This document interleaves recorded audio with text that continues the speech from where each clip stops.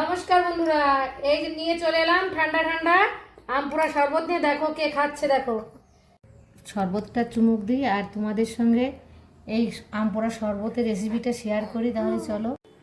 নিয়ে নিয়েছি আমি 5টা আম, তার মধ্যে একজন একটু বেশি বড়। এবার আমি তেল মাখাচ্ছি। এবার আমার তেল মাখানো হয়ে গেছে। আমি গ্যাসে এবার আমি পুড়িয়ে নেব। চুলায় দিয়ে আমি গ্যাসটা কমিয়ে দেব।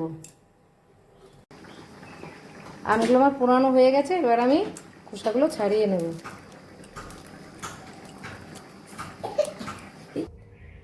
শুকলা আমার ছাড়ানো হয়ে গেছে। এবার আমি আমের পাল্পটা বার করে নেব।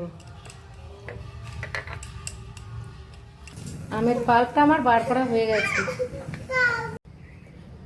লাগবে আমার পুদিনা পাতা। আমি পুদিনা পাতা নিতে এসেছি, কিন্তু এগুলো আমার নিজের হাতেরই লাগানো। দেখো কত সুন্দর।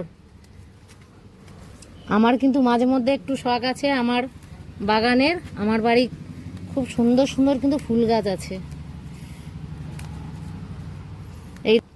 এইরকম তোমরাও হালকা পাতলা করে লাগিয়ে নিও।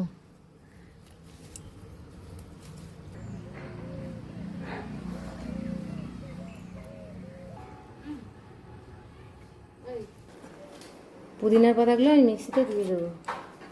দিয়ে দেবো একটা পোড়া লঙ্কা। আমি একটা লঙ্কা দিলাম, আমার বাড়ি একটা ছোট্ট পুচকু আছে তার জন্য। এরকম লাগবে, দিয়ে নিও।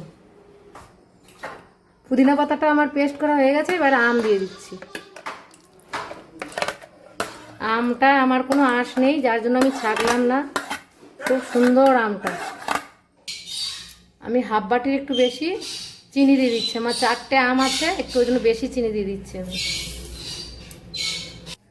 1 চামচ দিয়ে দিচ্ছি বিট লবণ, 1 চামচ দিয়ে দিচ্ছি সাদা লবণ, দিয়ে দিচ্ছি 1 চামচ চাট মশলা, ভাজা জিরের গুঁড়ি দিয়ে দিচ্ছি। এ দেখো পেস্ট করা কিন্তু আমার হয়ে গেছে। কত সুন্দর সবুজ লাগছে, কিন্তু মনে হচ্ছে কত সুন্দর সবুজ হয়েছে, কিন্তু বাইরের কোনো কালার ফুড নেই। কালার ফুড ছাড়া কিন্তু একদম। আমি একটা স্টিলের প্লেটে প্রথমে দিয়ে দিলাম একটু লবণ, তারপরে দিচ্ছি লাল লঙ্কার গুঁড়ো। এভাবে আমি গ্লাসের মুখে একটু লেবু মাখিয়ে নিচ্ছি। এবার লঙ্কাটা লাগিয়ে নিলাম। এবারে দিয়ে দিচ্ছি বরফ।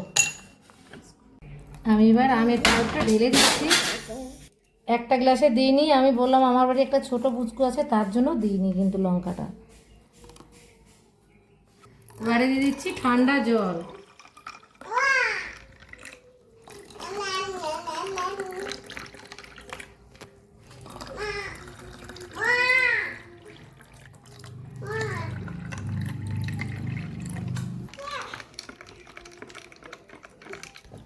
কত সুন্দর গুলে যাচ্ছে সব।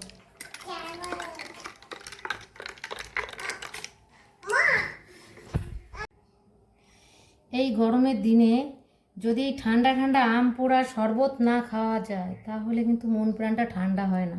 ওই জন্য আম থাকতে থাকতে আম পোড়া শরবত সবাই কিন্তু খেয়ে নেবেন।